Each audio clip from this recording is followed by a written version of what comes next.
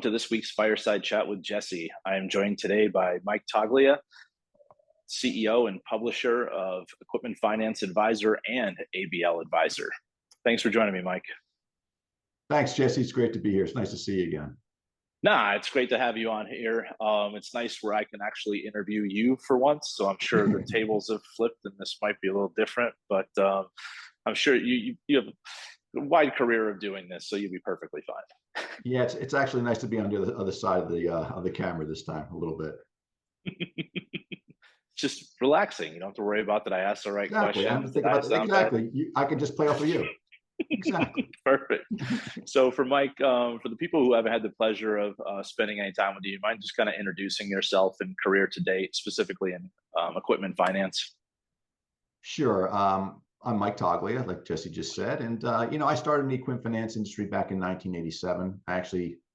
Before I got into publishing, I was in the equipment finance business for quite some time. I actually started as a formerly credit trained analyst in a bank. I went through a bank credit training. Then I went into various areas of the bank, learned the different parts of the C&I lending and commercial real estate, things of that nature. And eventually I ended up in the in the equipment finance group of Fidelity Bank. And that was where things kind of took off for me. That was a great opportunity for me. I was young. It was a long time ago. And, I had something that we don't see too much these days back then, Jesse, and that was mentors. I had a couple of great mentors back then. There was a couple of people really took me under their wing. They pushed me very, very hard, and they pushed me in a way that was beneficial for me. And that was where I really learned how to go into the leasing industry and how to sell leasing. So I carried a bag for quite some time in different territories, went from middle ticket to large ticket, moved around from there. And then my career just kind of kept going from there. I ended up doing some different things, moving around a little bit, spent 2 different stints at GE Capital. And there I was, I was both a credit analyst for a period of time. And then I also went back into on the road and carrying a bag and, beating the bushes for business and scrounging. And back in the days when there was no cell phones, and, we used to make prospect calls from telephone booths while we were on the road because you had to make your prospect calls. And so that's where my roots really were. And from there, things kind of moved along for me. I just kept getting more and more opportunities. Ended up at Textron Financial, my last stint in the equipment finance industry. And there I started as a manager in the Northeast area of the United States, carrying that bag for a little while. And had an office reporting to me, and that kind of grew into my role there as a national sales manager for the equipment finance group. So I had responsibility for the whole country, a lot of salespeople, and did that for quite some time. Then I moved into capital markets, and I got some great experience in capital markets, doing some things I'd never done before, aircraft deals, a little bit of everything from there. And then I had an opportunity to take a chance, and I decided to go on my own and go into something else, and I ended up in the publishing business.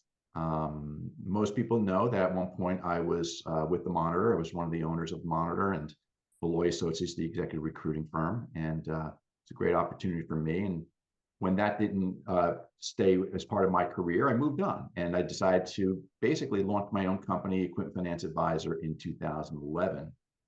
It's actually coming up on 12 years this month because I launched it in 2011 at the ELFA conference. So it's been a while. Awesome. And, congratulations. Thank you. Yeah, I can't believe it's been 12 years. So, the roots for me in this industry are deep because of my experience in being in the equipment finance industry. I had an opportunity to get into asset-based lending when I was also in my career, at a different point in my career.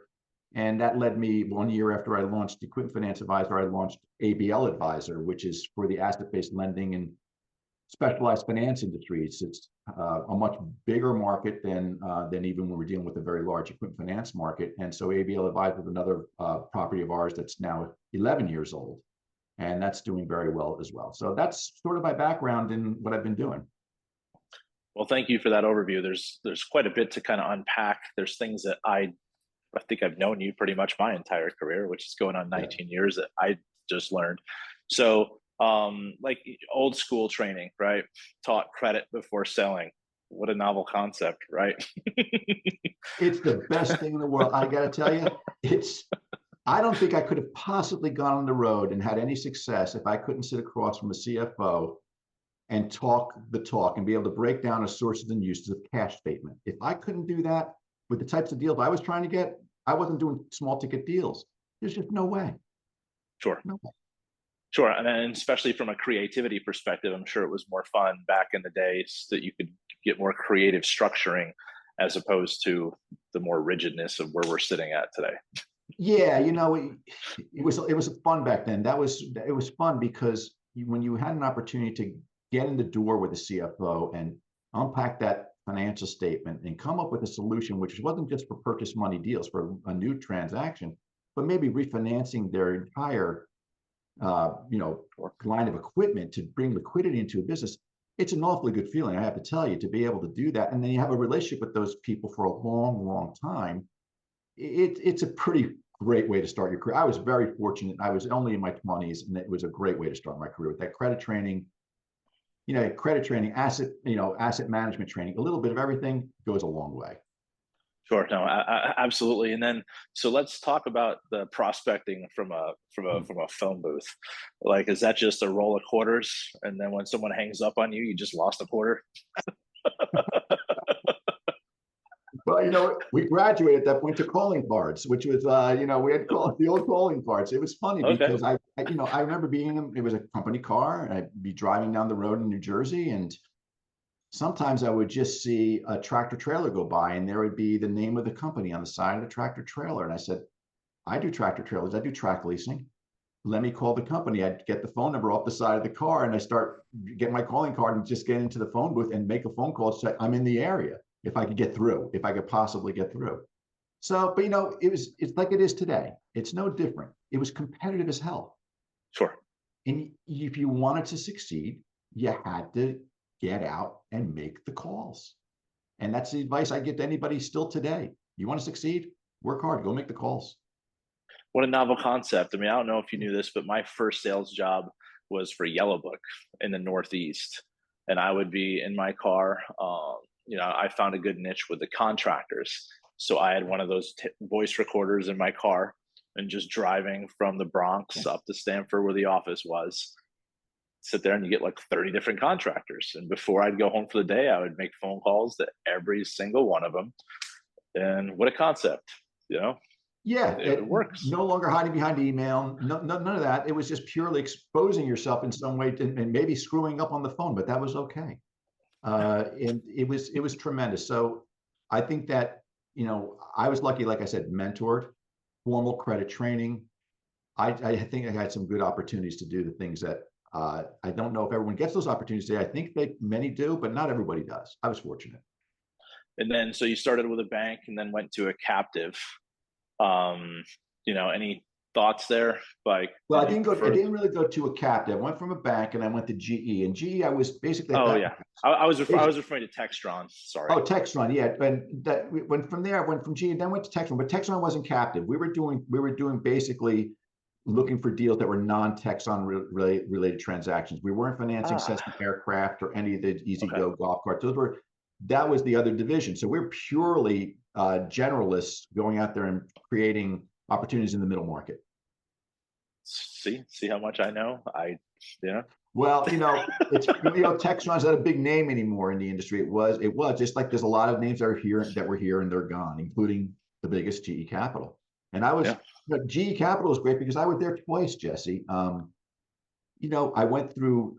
I was with the CEF group, and then I was with the CAF group, and then I went to the vendor finance group. And I have to tell you, the training that was provided, I was lucky I had formal credit training and I had mentors, but then you went to GE Capital, and back in those days, the training was just tremendous.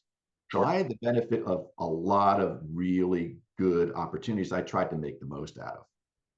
Nope. When you saw your opportunity and you took it, you worked hard and got where you are today. So that's a testament to your work ethic, Mike. So thank you for sharing that. So do you mind just taking a couple minutes? And I know you said EBL, or is it EFA? Sorry, and ABL. You got 12 and 11 years. So do you mind just kind of talking about the organizations? And sure. I'm sure the majority of people watching this know them, but just a little overview would be great. Yeah, Equipment Finance Advisor, like I said, it's about 12 years old. And, our mission every day has been the same as it's always been. And that is greet you in the morning with the news that you need, what's really important to make you have, allow you to have a better career, to be better informed. So you have the information you need to know what your competitors are doing, to know what's happening in the economy, to know who's moving around. We operate here every single day with our team of editors and a couple other folks here that we're working with every day, that we try to really just capture what we think we're going to be able to present to people that's going to make them more successful. And it's a really great feeling to be able to deliver that every day. We do that on both Equipment Finance Advisor and ABL Advisor. They're two completely separate audiences, so they're not the same audience, and the content is different. So when you're delivering news, when you're trying to bring in article content, blogs, you're also trying to bring in video content, things of that nature. It's a really great feeling when you know that every day you maybe are having an impact on the people that are coming in, taking a look at what's in their inbox and saying, okay, I know what I need to know about the industry today. And I also have an opportunity to maybe read an article later on today if I want to, or tonight. And I also can watch a video and see if any of the leaders in the industry are saying anything of interest to me that I want to know about, that I can learn from. When you have the opportunity to bring that forward, that's really what we're all about. We're just trying to deliver what you need every day to help you become more well-rounded and successful in what you're doing.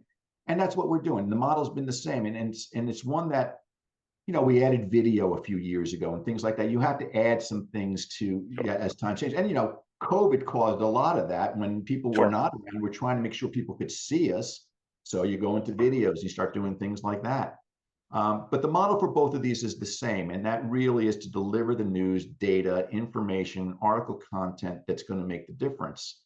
And, I've been lucky to have a really good team. And, one person who's been with me since before I even started this company is Denise Finnegan. Denise is the best salesperson and marketing person I've ever known. And I've been very fortunate to have her working with me every single day. We wouldn't be here today without Denise. Mike Dickinson, the editor for Equipment Finance Advisor, tremendous asset to the company. And then there's the other team, the other assets, people on the other side that are on the ABL Advisor side, which is a little different. That's really what we're trying to do. So, I launched it 12 years ago. I started the ELFA with a screen, standing by myself, hoping that people come over and say, what is that? And since that day, just been trying to deliver the same things. And you know what? I'm very grateful for the fact that there were a few advertisers when I first launched the company, Jesse, that believed in me, because there was no company really. The company had just started that day. I had been working on it for a year. And they decided to give me an opportunity to get out there, and they put some dollars forward and put their faith in me to do that. And those advertisers are actually, every one of those first 7 are still with me to this day. And I have to tell you, I'm really grateful for every one of those, and because that spawned more and more. And here, that's where we are today. No, that's awesome. And I remember a conversation I want to say you and I probably had in September or August of that year, because I had just moved from one company to the other organization I was at. And you were like, what are your thoughts on this? I'm like, I think it's a great idea. And you advertised. And you got your company to advertise at the time. And again, grateful. I have to tell you, that was, I think, just from me being out there and just having some sort of acceptance and people just believing in me. And, that's a big responsibility when people believe in you. And I think that people need to take that pretty seriously. Sure. If people are expecting Equipment Finance Advisor to be there every morning by a certain time, we need to be there. And if the technology issue comes up, which really doesn't make me happy, you want to try to get around it, but luckily that doesn't happen very often. But yeah, it's what we're trying to do here, Jessica, every day. Nope, and that's a testament to who you are as a professional, Mike, that people believe in you and are willing to go out there, and you do a good job and you have good returns for people, so they keep coming back. Thank you. Appreciate that. Thanks.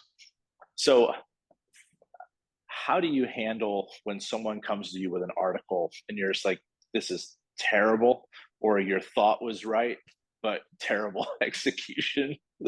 Because Yeah. when Brooks started the paperclip, right, publishing, all of a sudden you have people that wrote books come out of the woodwork, right? Yeah.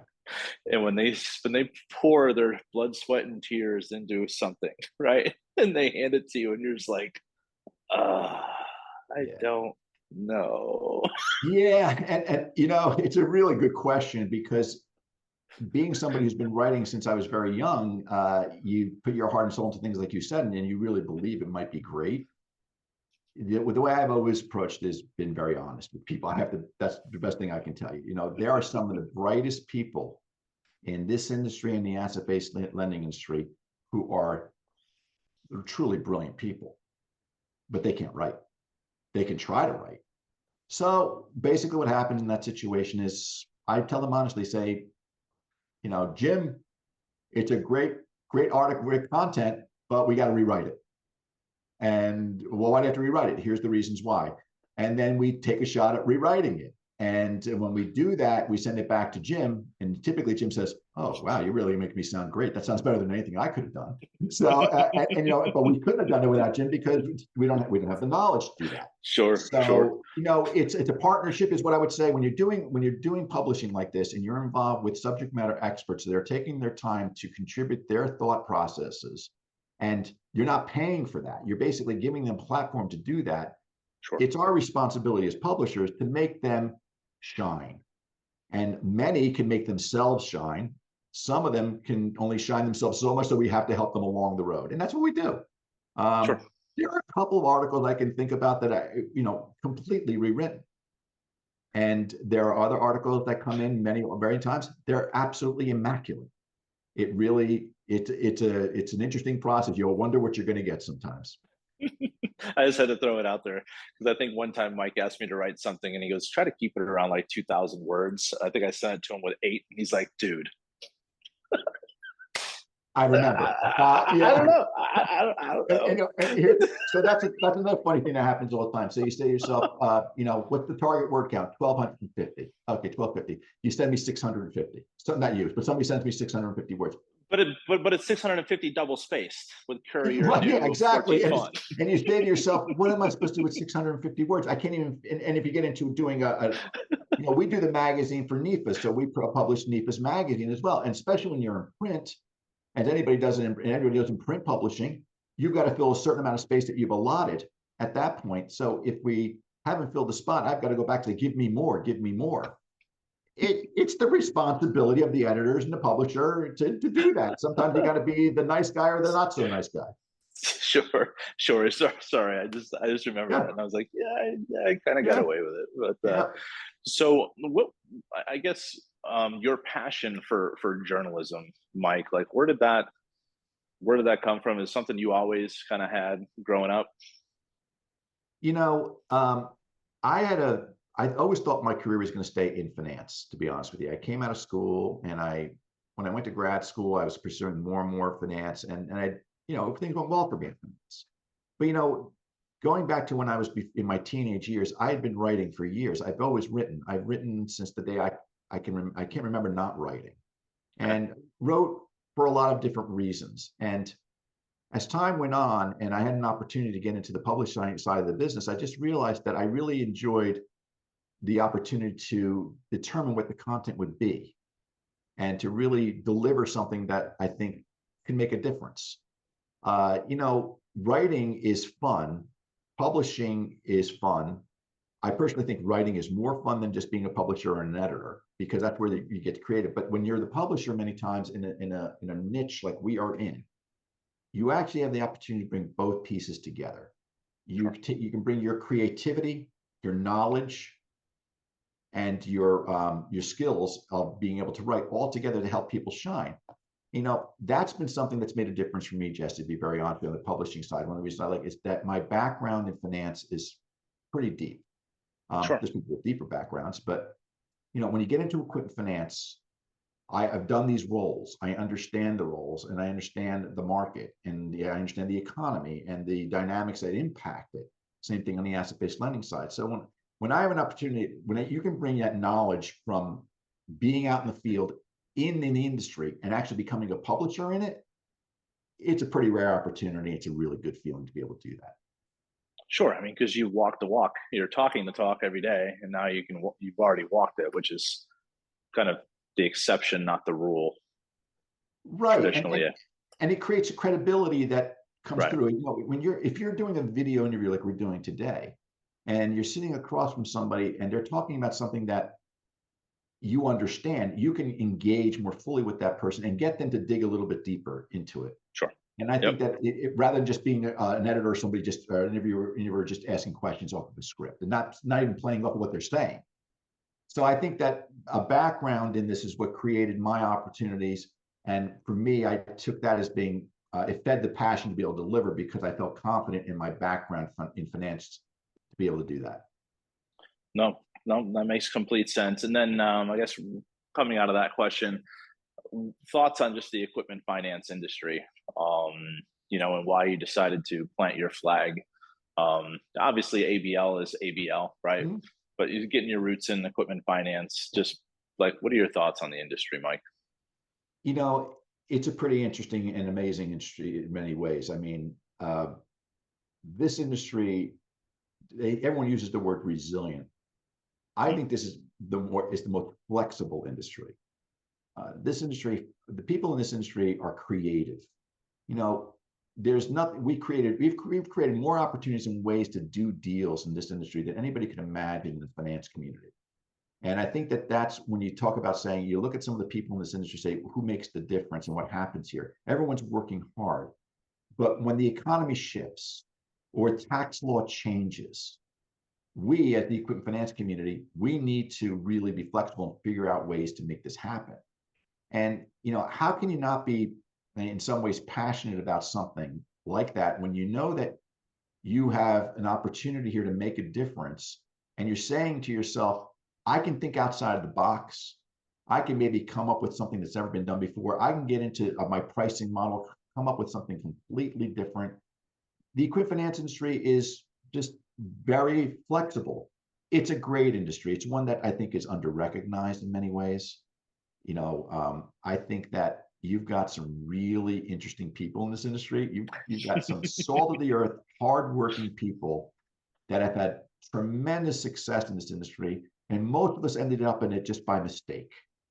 And I think that most of us would admit that we didn't come out of school saying I'm going to be an equipment finance guy. You don't see that too often. So it's a great industry. It's one where I think that if somebody looks at it and they say to themselves, how would you describe it in many ways? Hardworking and creative. And that's really what it needs to be. But you got to work hard. And that's an easy way to describe the industry. I love it. Nope, I'm a lifer. There's been a couple times where people have tried to pull me out to do something else. And I'm like, yeah, I kind of like this. Yeah. Kind of like this. Yep. Yep. Um, so you've been in the industry. So you started in 1987. Um, it's getting there. It's getting there. Yep. The relationships that you had when you started off, I guess, we're in an interesting time right now, right? So, but you've been in through peaks and valleys. I would say there's a good portion of people now in the industry who haven't been in one of these yet. What are you kind of seeing from where we're at now? And I guess just what are your thoughts, Mike? It's a difficult economy. And I think that there's a lot of uncertainty right now.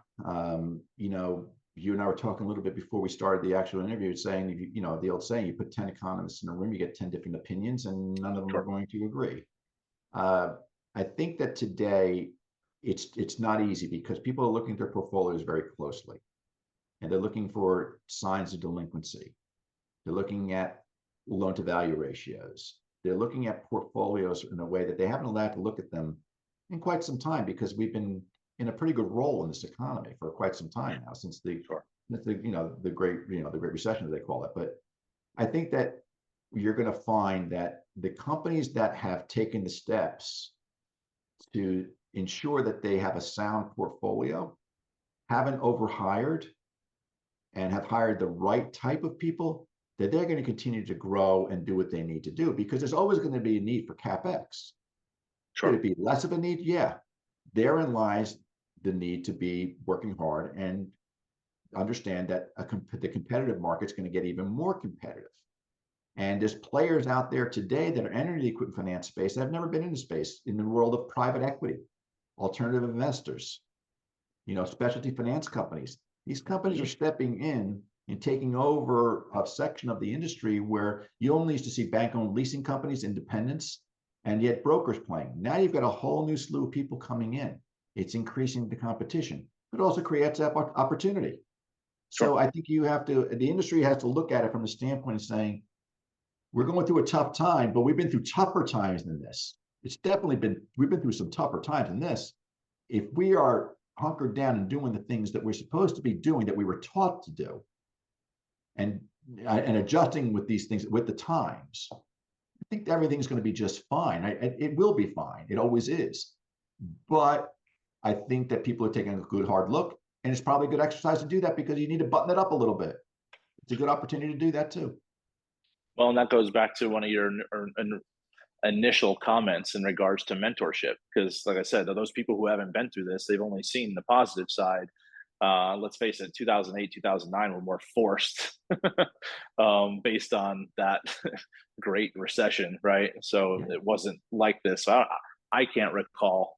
I mean, I got in 2005. I can't recall a time like this, other than kind of when maybe the pandemic was first starting. We were all freaking out, like, "Oh my God, what's going on?" But yeah, well, I'm older than you, so I remember a couple of other cycles, a few more cycles than you. But every one of those cycles created new opportunities, Jesse. That's just what it does. Focus on the positive, work hard. You'll create the opportunities and you can go forward. That's what this industry is all about. Stick to your core competencies. Don't, every now and then it gets a little exciting, especially as you see where some of these equipment finance companies probably go down the ABL route, and then they're like, wait a minute, maybe I need to step back, and or vice versa. Yeah, that's right. So, and it's fun to try new things, go into a new market and such, but stick to what the fundamentals are, so you have a sound portfolio. But there are some pretty nice opportunities popping up out there. So sure. And then you mentioned earlier, kind of COVID like accelerated these like video interviews. As I kind of mentioned before we were recording, this is episode 155. I mean, who would have thought? Yeah. Right. Yeah. That's right. Who would have thought that? And then you do several interviews on a monthly basis too. And it started off as more like a hobby of mine. Now people are actually like, hey, can I do one? So it just kind of keeps the momentum going and so on. I don't think these are slowing down. I mean, viewership, obviously, when people didn't have to commute was obviously higher, but I'm not seeing any like lower points with some of the metrics that we're getting from the videos. I kind of wanted to see what you were thinking on that one. Yeah, well, we do a lot of videos. We do videos for Equipment Finance Advisor. We do quite a few more on the ABL Advisor side. The video engagement has remained, like you said, it was the strongest during COVID. It's still powerful. The fact is if the subject matter makes sense, if the interview is kept to a certain length, and if you have an engaging interviewer and interviewee, it tells a great story. And I just think that that's going to continue to be the case. I just don't see any reason why that's going to wane any more than it has. I think it's staying strong. It's been strong for us. We have some videos that do better than others, obviously, but video is here to stay, and I think we should embrace it. Just like I think people need to embrace AI, and everyone was saying, well, should we not embrace AI? Should we embrace AI?